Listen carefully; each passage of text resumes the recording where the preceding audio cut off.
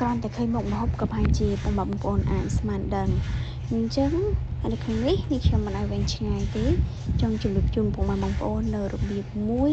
ដែលយើងហៅថាជាការឆាត្រកួនជាមួយនឹងគ្រឿងក្នុងសាច់មាន់ចាហើយនៅក្នុងវិធីធ្វើក៏ដូចជាគ្រឿងផ្សំដែលខ្ញុំបានបង្ហាញជូនទៅកាន់បងប្អូនមានដូចជាចាគ្រឿងក្នុងមាន់ចាអាស្រ័យលើយើងទេយើងចូលចិត្តកោះមាន់ពោះវៀនមាន់ឬក៏ថ្លើមមាន់គឺយើងអាចដាក់បានទាំងអស់ហើយជាមួយនឹងត្រកួនហើយនឹងខ្ទឹមផ្សំដែលយើងច្រាំហើយណាបងប្អូនហើយនៅក្នុងការធ្វើបងប្អូនអាចមើលទៅលើរបៀបដូចជាដំណើរការនីមួយៗហើយនិយាយពីរសជាតិបងប្អូនអាច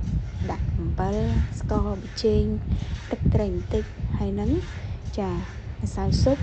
មួយវិញទៀតគឺដាក់ប្រេងខ្យងចាអញ្ចឹងបងប្អូនអាចដាក់ទៅតាមចំណង់ចំណូលចិត្តទៅចាហើយអរគុណច្រើនបងប្អូនបានចំណាយពេលវេលាកុំភ្លេច Subscribe ផង